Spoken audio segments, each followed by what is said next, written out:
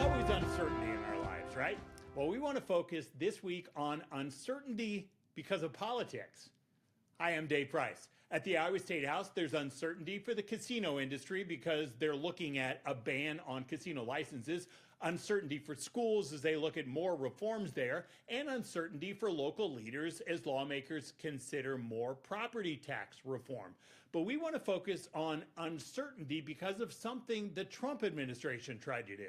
On Monday, the Trump administration released a memo. It said it would freeze some federal funding for loans and grants starting Tuesday.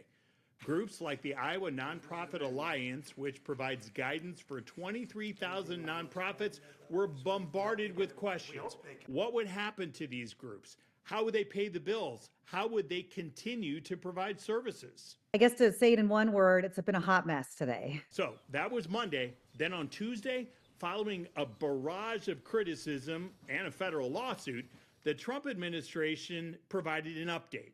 Farmers, food assistance recipients, Medicare, Medicaid, you'd still get your payments. But what about groups helping veterans, feeding the homebound, children who'd been abused? There were so many questions. We don't know the specific amounts of federal funding that Iowa gets, again, because federal agencies are siloed, just like our state government is. But I was looking up the statistics, and it's in the billions of dollars, even just in USDA funding. The funding we get from the federal government is in the billions of dollars. And this can range from everything from, childcare subsidies to housing support, to food support, to domestic violence, to scientific research.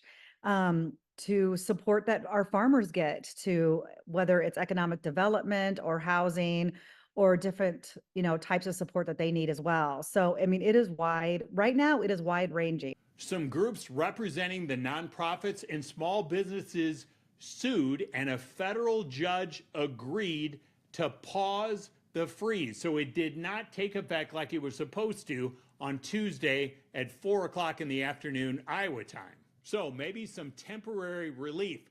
What'd the Iowa governor think about all this? He's making sure that federal funding isn't going to initiatives that he has said we shouldn't be doing.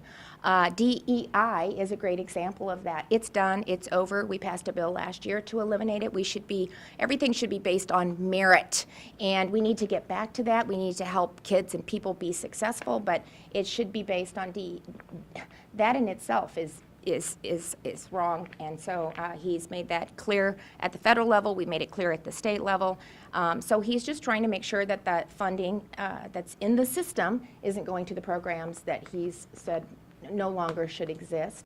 All of this, from what we understand, was to give federal agencies time to go through all the programs to make sure that if they were receiving federal dollars, these were not paying for priorities that Trump did not approve of. On Wednesday, the Trump administration rescinded that original memo that put all of this into motion about this possible federal funding freeze. Bethany Snyder says that they will still closely watch what's happening to make sure that any future federal funding is not in jeopardy. And that is Inside Iowa Politics for this week.